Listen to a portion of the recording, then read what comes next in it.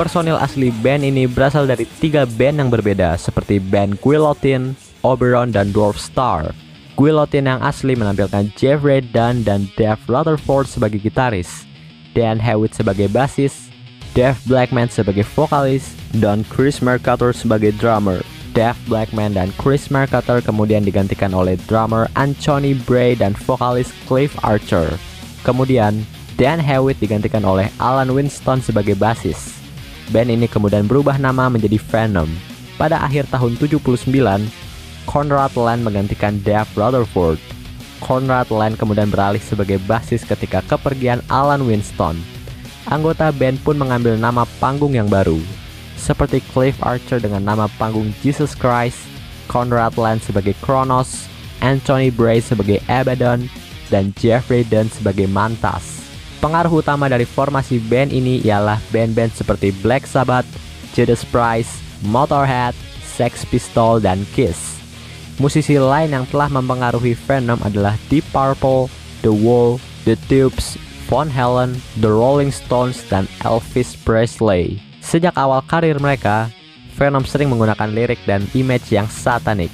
Namun, referensi tersebut sebagian besar hanya untuk shock value atau cuman memancing reaksi publik.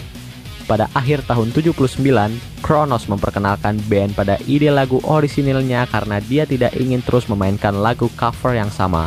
Bersama dengan Jeffrey Dunn atau Mantas, dia pun mulai menulis lagu baru untuk band. Kronos pun belum membuat lagu seperti Sons of Satan, Bloodlust, dan Welcome to Hell. Sementara Jeffrey Dunn pun belum membuat lagu seperti Angel Dust, Red Like Fever, Buried Alive, Raise the Dead, dan Live Like an Angel, Die Like a Devil. Jeffrey Dunn dan Kronos selalu mendefinisikan ulang lagu-lagu ini dengan kolaborasi timbal balik. Dan kemudian, setelah beberapa minggu, Kronos pun merekam sesi latihan pada perekam kaset dasar yang dia mainkan untuk label tempat dia bekerja. Meskipun saat band ini latihan di aula gereja tua, suaranya pun tidak terlalu bagus. Pada April tahun 80, Kronos berhasil membujuk label untuk memberinya waktu studio gratis dan band tersebut merekam 3 lagu demo. Setelah itu, 6 lagu lagi pun direkam hanya dengan modal €50, dengan Kronos atau Conrad Land mengambil tugas vokal atau menjadi vokalis pada lagu Live Like an Angel, Die Like a Devil. Archer kemudian meninggalkan band, dan line-up Venom pun menjadi trio atau menjadi 3 member. Debut rekaman profesional Venom adalah single dari tahun 81 yaitu lagu In League with Satan or Live Like an Angel yang dirilis oleh Need Records. Setelah beberapa bulan kemudian, mereka merilis album debut full length mereka yang berjudul Welcome to Hell. Album Welcome to Hell adalah pengaruh besar pada band thrash metal masa depan. Musik Venom yang lebih cepat dan lebih keras daripada kebanyakan heavy metal yang sezaman, dan topik satanisme dan tema gelap lainnya pun telah ditampilkan dalam musik metal sebelumnya, yang lebih tepatnya jarang lebih menonjol. Kronos mengatakan bahwa perayaan tema yang terkesan jahat ini terinspirasi oleh kebutuhan yang dirasakan untuk mengalahkan musisi seperti Ozzy Osbourne dari Black Sabbath. Album kedua mereka, yaitu Black Metal yang dirilis pada tahun 82, disebut-sebut sebagai pengaruh paling penting dalam perkembangan genre black metal, thrash metal, death metal, dan pecahan gaya lainnya yang terkait dengan heavy metal, yang sering dikelompokkan di bawah payung subgenre extreme metal. Banyak elemen yang menentukan dari genre ini. Pertama kali ditemukan dalam lirik dan judul lagu yang diciptakan oleh Kronos. Gaya bernyanyinya yang unik dan kehadirannya yang lebih besar untuk heavy metal. 2 album pertama Venom menginspirasi banyak pengikut hingga saat ini.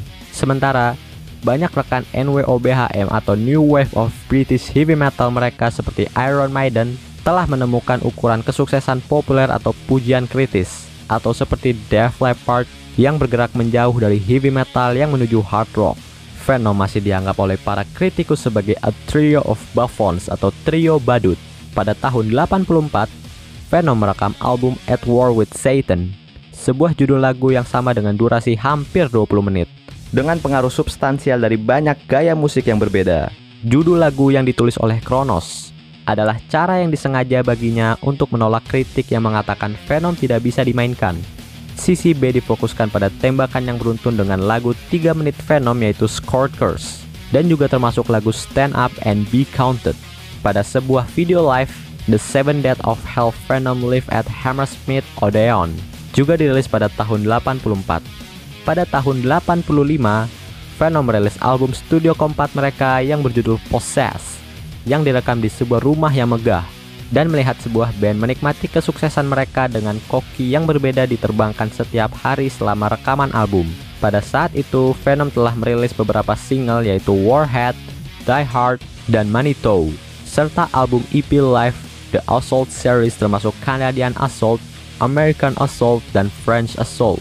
Kronos dan Abaddon pun muncul di video Combat Tour Live, The Ultimate Revenge dengan Slayer dan Exodus.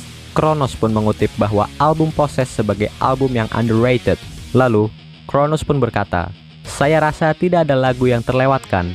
Saya hanya berpikir beberapa lagu mungkin tidak direkam sebaiknya yang bisa kami rekam. Seperti misalnya di album Possess.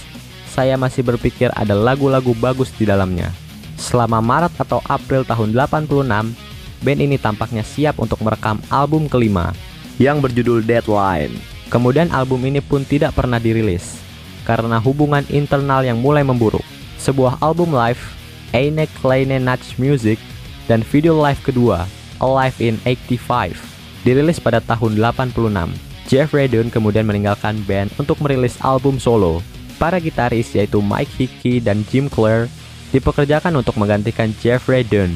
Album kelima mereka yang berjudul Calm Before the Storm pada tahun 87 pindah dari tema satanik demi materi pedang dan sihir. Ini adalah arah baru untuk Venom.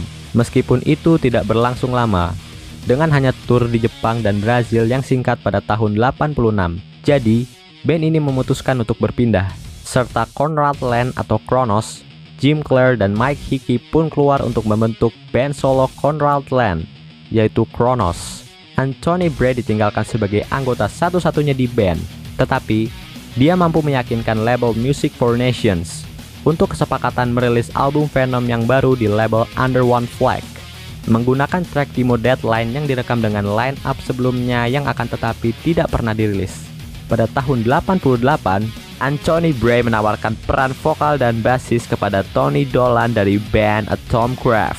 Dia pun memiliki nama panggung The Demolition Man.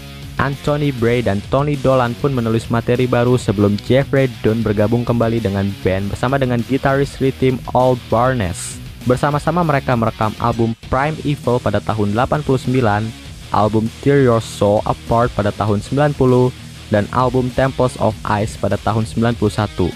Al Barnes kemudian meninggalkan band, dan Steve White dari band Atomcraft pun dipekerjakan sebagai penggantinya untuk gitaris rhythm. Mereka merilis album The Wasteland pada tahun 92. Label Music for Nations akhirnya menolak untuk merilis album Venom lagi. Jadi, Tony Dolan dan Jeffrey Dunn pun berhenti, yang secara efektif membubarkan band Venom. Anthony Bray akhirnya terus merilis album kompilasi dan live hingga tahun 95. Meskipun demikian, Tony Dolan, Jeffrey Dunn, dan Anthony Bray terus tampil sebagai trio members.